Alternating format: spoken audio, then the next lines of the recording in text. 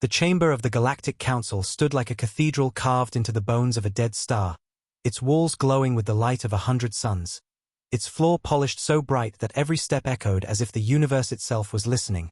Here the rulers of the galaxy gathered, beings of crystal and steel, of wings and scales, of minds older than humanity's entire history, and into this storm of arrogance walked a single man, the human envoy, tall and composed, his black uniform carrying the crest of Earth, a silver sphere wrapped in laurel, his face calm but his eyes sharp.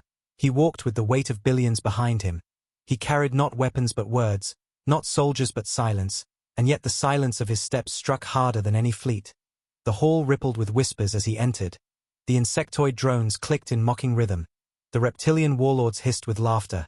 The crystalline delegates pulsed with amused colors. To them he was nothing but a fragile creature.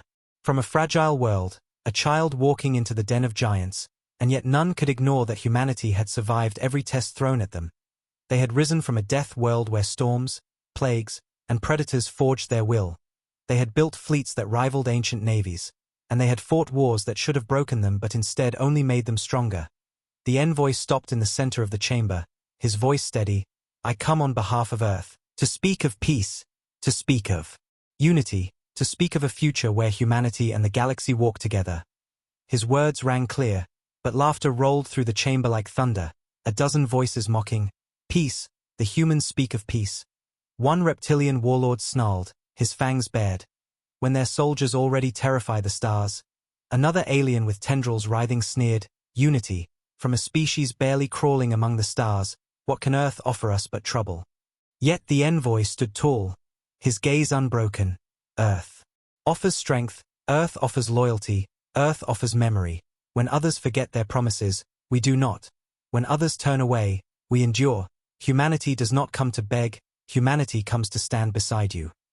For a moment the chamber wavered, his words sharp enough to cut through mockery. Some listened though they would never admit it, because deep inside they knew the truth of humanity's reputation. But among them sat enemies who had already decided his fate. Silent faces with eyes that gleamed.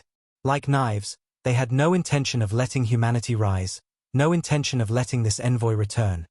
They saw Earth as a threat, too unpredictable, too stubborn, too dangerous to be left alive, and in their shadows they whispered, "This man will not leave this chamber."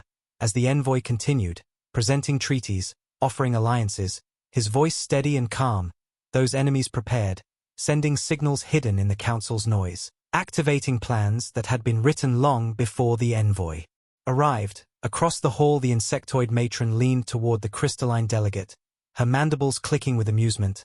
Listen to him, so proud, so certain, he does not realize he is already dead. The crystal pulsed softly in agreement.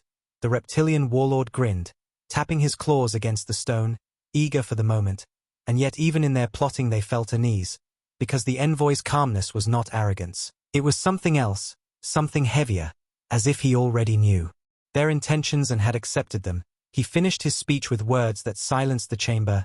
Earth seeks peace, but if peace is denied, remember this, humanity remembers everything, and humanity never forgets.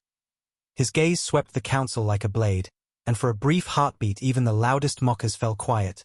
Before laughter broke again, cruel and mocking, they clapped their claws, hissed their amusement, pounded their wings, drowning the weight of his words in scorn. The council leader struck his staff to end the session, pretending dignity where only cruelty lived, but in the shadows the signal was given. Guards who were not guards at all moved closer, their weapons hidden, their orders simple: silence the envoy forever. The man who carried Earth's voice walked slowly from the center of the chamber, his head held high, his steps unshaken, even as he felt eyes burning into his back, plotting, waiting. The galaxy thought they had mocked him, thought they had silenced Earth, but in truth they had only lit the fuse of a fire they could never contain. The envoy was more than a man, he was a promise, and the moment his blood was spilled, that promise would turn into humanity's deadliest answer. A silence deeper than war, a fury older than history, and a protocol written in shadows, waiting to be unleashed. The council chamber was filled again the next day, the alien delegates sitting in their high seats, their banners of power glowing behind them. The human envoy stood in the center once more, believing he was still in negotiation, still carrying the voice of Earth. But the trap had already been set. The enemies who had whispered the night before had gathered their allies, convincing the undecided that humanity was a danger, convincing them that killing one man would end the threat forever. The vote was not spoken aloud, it was taken in silence, claws scratching against pads, crystals flashing in sequence, wings rustling like dry leaves, and when it ended, the council leader stood, his staff slamming against the stone floor, his voice echoing through the hall. The envoy of Earth has been found guilty of spreading falsehood, of threatening the council with his words, and of disturbing the balance of the galaxy. His punishment is death. The words struck like thunder, gasps rippled through the chamber, some shocked, some thrilled, some silent in fear. The envoy's eyes narrowed, but his face did not break. He stood tall, even as guards poured into the chamber, their weapons gleaming, their armor black with the council's crest. The human envoy raised his voice once more, calm and unbroken. You call this justice, you call this peace, but it is only cowardice. You fear humanity not because we are a threat, but because we are a mirror. We show you what you can never be. We endure, we remember, and we never kneel. The chamber erupted into shouts, some demanding silence, others jeering. But the envoy's words cut through them like fire. He did not beg, he did not tremble. He spoke with the weight of Earth behind him. And in that moment his dignity was greater than all their crowns. The guards surrounded him, their weapons raised. The council leader gave the signal, and in a single brutal strike the envoy was executed in front of the entire galaxy, his body falling to the cold floor as laughter rose from the reptilian warlords. As the insectoid matron clapped her claws in mock celebration, as the crystalline delegates pulsed in cruel light, they thought it was over, they thought they had won. But their victory was empty, because the moment the envoy's blood touched the council floor, every hidden eye, every recording device, every channel across the galaxy carried the image back to Earth, and Earth watched. The cities of humanity froze, billions staring at the screen, seeing their envoy humiliated, mocked, and murdered in cold blood. The silence that followed was not weakness, it was something else. It was the silence of a storm before it breaks. In the council chamber, the aliens mocked louder, one warlord shouting, "This is the fate of humans, weak, fragile, unworthy of the stars." Another sneered, "Let Earth see their champion's corpse, and let them remember who rules the galaxy." But far above the stars the message carried, and in the War Council of Earth, the screens flickered with the envoy's final words, his calm face before the strike, his final promise that humanity never kneels. The generals stood in silence, the president's face like stone, and without a word. She opened the sealed archive, a file so ancient it had been written before humanity first stepped into the stars. The words burned on the screen. Annihilation Protocol. The council thought they had silenced Earth, but in truth they had awakened the deadliest plan humanity had ever forged. The envoy's death was not the end, it was the trigger, and the galaxy had no idea what was coming. When the envoy's body fell to the floor of the council chamber, the galaxy cheered in arrogance. Alien leaders laughed, their citizens celebrated. They believed the threat of humanity had been crushed. But light years away on Earth no laughter was heard. The news spread through every city, every home, every outpost, every colony. Screens showed the envoy's last words, his dignity in the face of death, his refusal to kneel, and humanity fell into a silence so heavy it felt like the world itself had stopped breathing. Factories stopped their machines. Classrooms froze. Soldiers in training camps stood still. Even the oceans seemed to grow quiet. The entire planet united in one single emotion, not sorrow, not despair, but a calm rage that burned deeper than fire. Governments around the world met in secret chambers. Generals gathered in the war councils beneath the mountains. Admirals stood over holograms of stars with their jaws set. No one shouted, no one argued, because there was nothing left to discuss. The choice had already been made the moment the envoy was executed. Earth did not declare war, Earth did not send messages, Earth simply became silent, and the galaxy mistook that silence for weakness. In the council chambers they mocked louder, boasting that Earth was too afraid to answer, that humans would remain quiet because they had no power.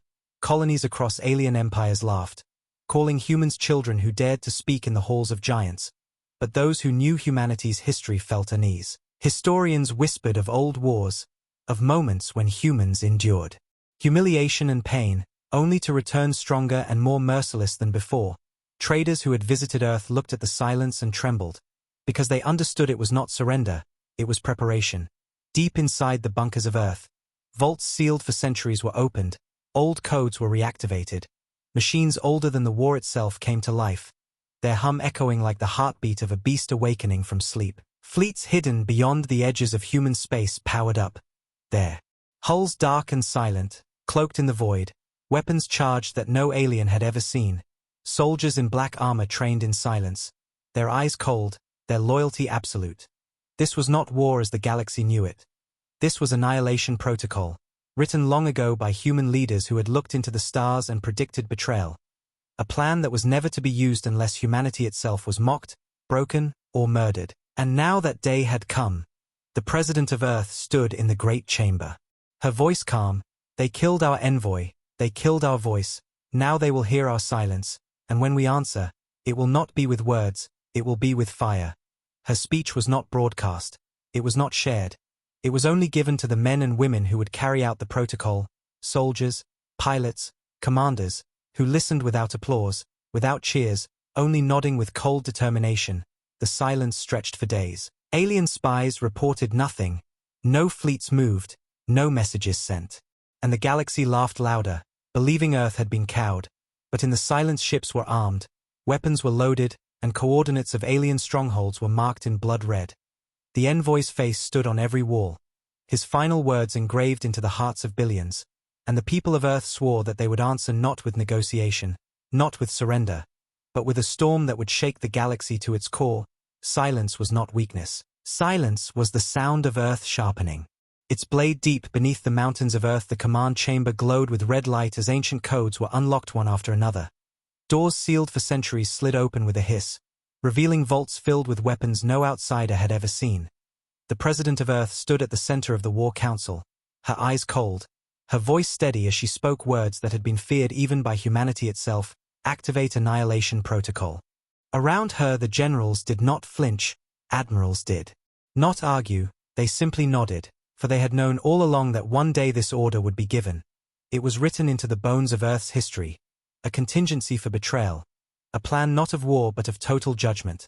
Massive screens came alive showing entire sectors of space, red marks blooming across alien strongholds, shipyards, supply lines, council worlds, each target chosen with precision, not to fight battles but to erase them. Fleets hidden beyond the outer rim received the order. Their engines roaring to life after decades of silence, their hulls black as night, bristling with weapons designed not for conquest but for obliteration. They were not fleets meant to hold territory, they were fleets built to end it. The soldiers called from the shadows were unlike the regular armies the galaxy already feared. These were the ones trained for annihilation, their armor black and unmarked, their faces hidden, their loyalty absolute. They did not cheer when the order came, they only prepared, checking their weapons, their ships, their gear, their eyes burning with quiet fury. In orbit above Earth the first wave of warships emerged, massive carriers carrying entire divisions. Their hulls shimmering with energy fields that no alien weapon had ever pierced. Hidden satellites turned their arrays, their signals slicing across space to awaken more fleets. Colonies on distant moons shut down civilian operations and converted into military bases overnight. Factories that once made tools for farmers began to forge weapons of unimaginable power. Humanity's economy turned in an instant into a machine of war, but all of it done in silence, no announcement, no declaration, no warning, while the galaxy still mocked, believing Earth had been broken, believing the Envoy's death was the end. Deep inside the council chambers aliens still laughed, one warlord boasting. The humans hide like frightened cubs, another sneering, their silence proves they are weak. But among them a few wiser voices whispered uneasily, "It is not weakness, it is waiting, and waiting is worse." Back on Earth the President looked upon the final confirmation, the codes sealed by the first spacefaring generations, her finger pressing against the screen that released the last lock. The council chamber shook as a hidden arsenal awakened, weapons forged in secret, weapons the galaxy had never imagined, rail cannons capable of splitting moons, drones that could swarm entire fleets, ships whose drives bent space itself. This was not ordinary war. This was extermination. This was annihilation. Humanity's answer to betrayal was not words or peace. It was the promise that if their hand was struck down, they would rise and burn everything that dared to mock them. The Envoy's last words echoed across the chamber. played again and again as the soldiers marched to their carriers. Humanity never kneels. And with every repetition the silence grew heavier, because the world knew that the moment the fleets left orbit, the galaxy would finally learn what those words meant. The Annihilation Protocol had been revealed, and there was no turning back. The galaxy slept in arrogance the night the first strike came. Fleets of alien empires drifted lazily across their borders. Commanders relaxed in their grand flagships. Politicians drank and laughed in their palaces, convinced that humanity's silence was surrender. They did not see the dark ships sliding out of the void, cloaked in silence, their engines whispering instead of roaring, their hulls painted in shadows that bent light around them. They came without warning, without transmission, without a single declaration, only silence followed by destruction. In the Zora system the first blow landed, an alien shipyard, one of the largest in the galaxy, hung like a jewel in orbit, filled with half-built warships, 100,000 workers, and fleets of defense craft patrolling. For centuries it had stood as untouchable, a monument of the Empire's strength. But as midnight passed, its lights flickered once, then died. Darkness swept across the station. Alarms screamed but no one could find the enemy. Then from the shadows came the human fleet. Weapons glowing faintly, rail cannons firing bolts so fast they cut through ships like paper. Missiles bursting with silent flashes that left only burning wreckage. Within minutes the shipyard that had taken centuries to build was nothing but drifting fire. And before reinforcements could arrive the humans were gone, vanished into the void as if they had never been there. In another system, the mining colonies of the reptilian warlords erupted in fire as orbital platforms exploded one after another. Their fleets scrambled to respond but found their engines dead, their navigation systems corrupted, their weapons useless, and through the chaos the humans struck. Soldiers in black armor boarding the stations, moving with terrifying calm, killing without hesitation, leaving no survivors to warn others. In less than a week 5 major strongholds of the Council's allies were wiped out, each attack different, each attack precise, and each one followed by silence. No message, no demand, no explanation, only the image of destruction carried across space. The Council met in panic, leaders shouting, demanding answers, some crying for war, others begging for surrender. But the truth was clear. They had no control. Their fleets were powerful but blind, their armies massive but clumsy, and against the storm Earth had unleashed, they were nothing. Whispers spread through the galaxy, whispers that turned to terror. The humans have awakened their hidden weapons. The Envoy's death was their mistake. This is not war, this is judgment. Civilians fled from frontier colonies, worlds abandoned their defenses, and still the humans struck again and again. The first strike was not meant to conquer. It was meant to warn. It was meant to show the galaxy that Earth could reach anywhere, destroy anything, and vanish before anyone could react. It was the voice of humanity answering not with words but with fire. The Envoy's blood repaid in kind, and as the Council leaders looked at the burning wreckage of their fleets and stations, they realized the truth. The silence was over, the storm had begun, and it would not stop until Earth decided it had ended.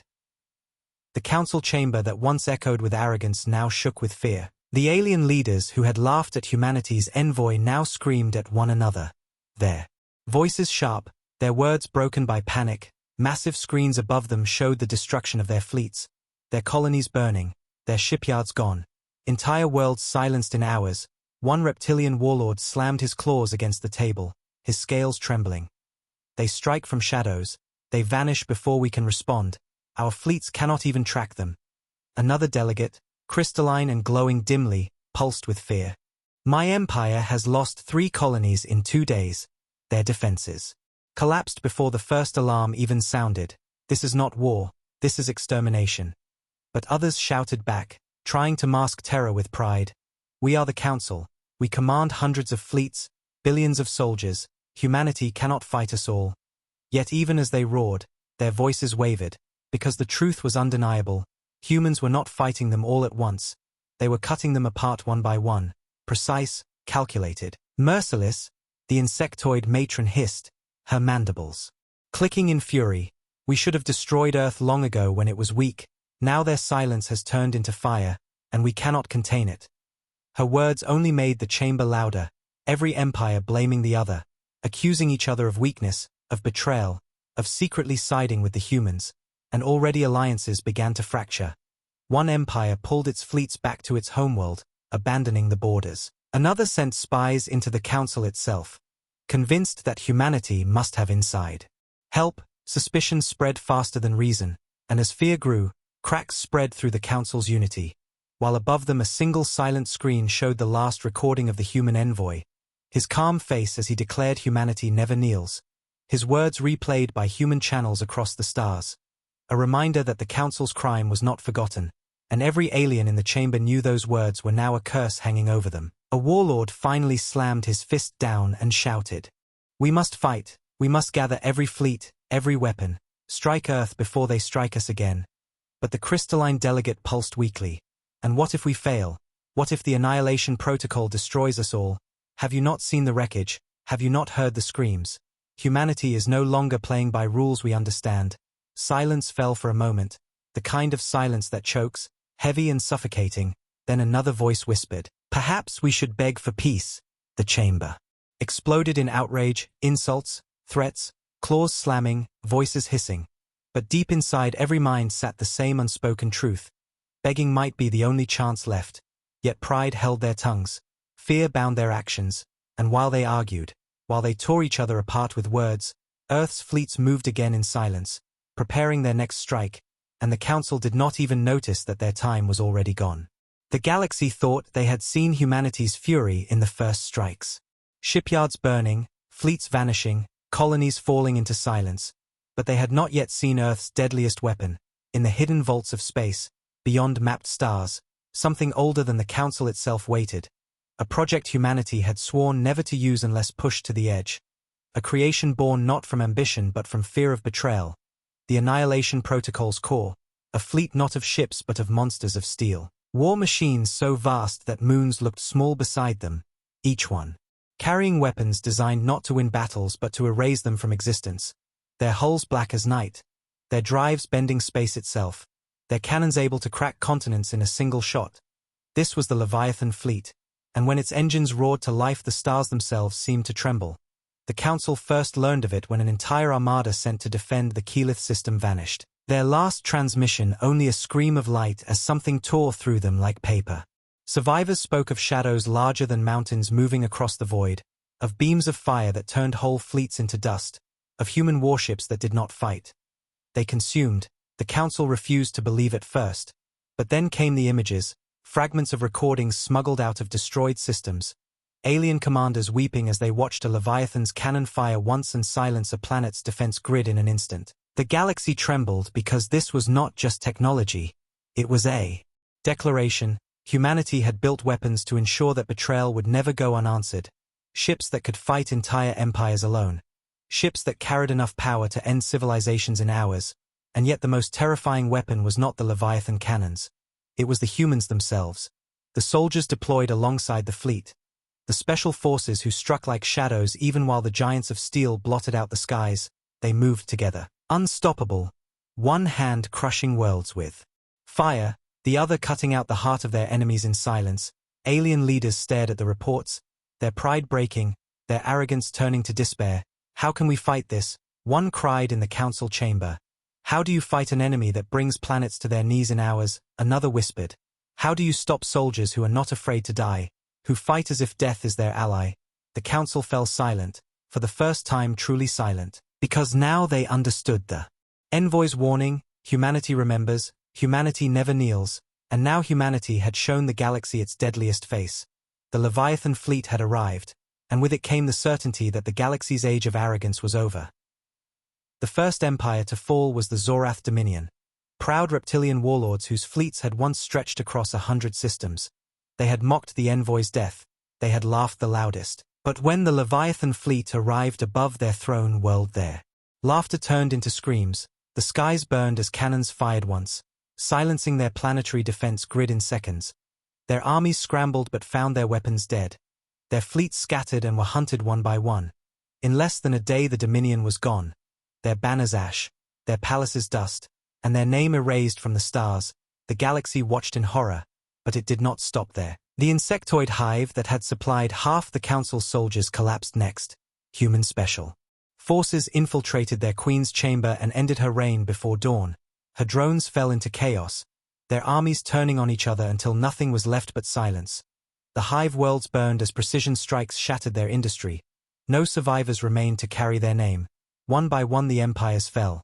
The crystalline union fractured as humans struck their trade hubs. Their shimmering cities reduced to rubble. Their leaders begging for mercy that never came. Their surrender too late.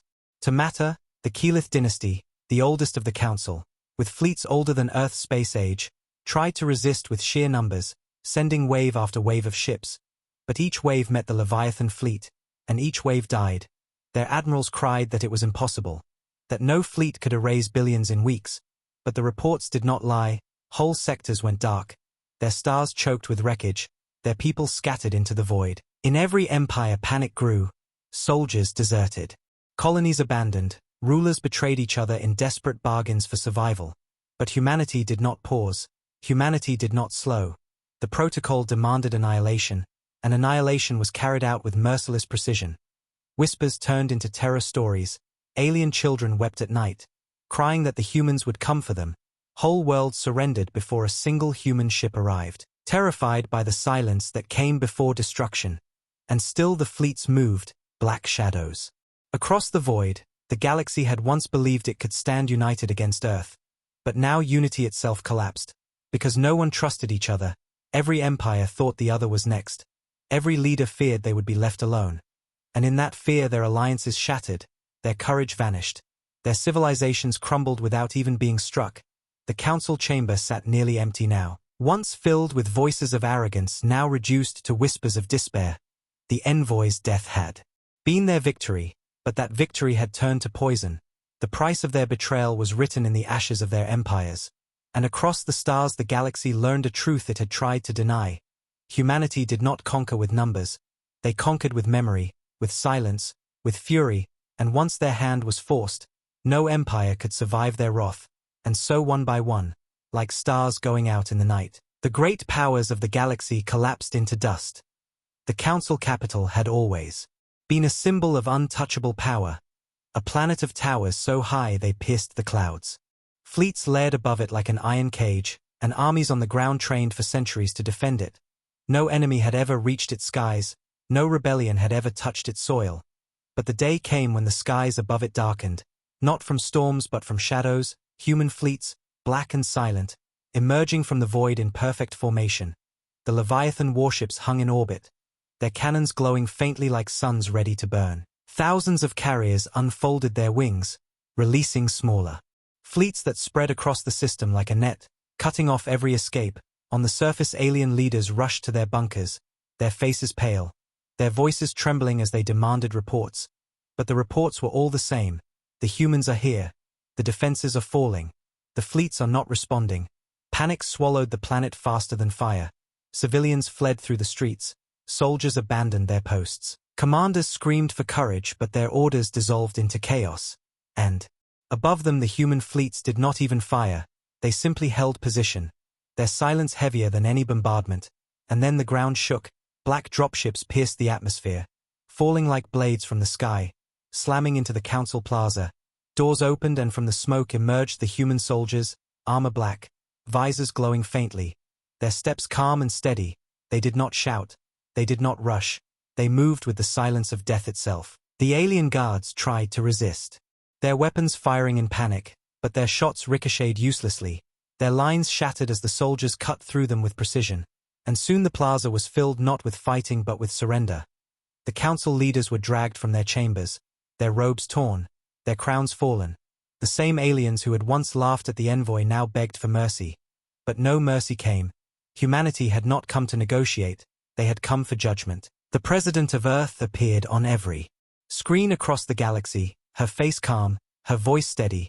They killed our Envoy, they mocked our people, they betrayed peace. Today humanity answers. Today those responsible will be judged. And as the soldiers forced the leaders to their knees in the same plaza where they had once mocked humanity, the Envoy's last recording was played, his voice echoing across the stars, humanity never kneels. And in that moment the galaxy understood the weight of those words. The council leaders begged, pleaded, cried out for forgiveness, but humanity had already decided. One by one the executioners raised their weapons, and the traitors fell.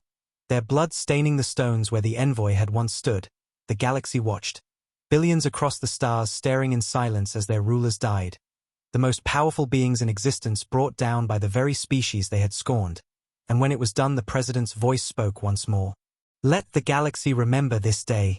Let them remember the cost of betrayal. Earth does not forget. Earth does not forgive. Earth answers.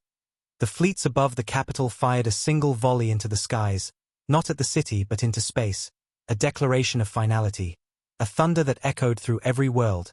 The final judgment had come, and humanity had delivered it without hesitation.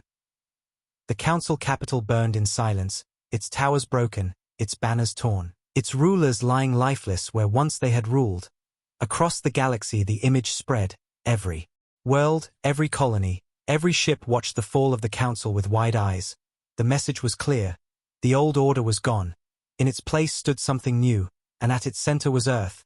The fleets of humanity filled the skies, their black hulls glowing faintly with the power of weapons no one dared to challenge.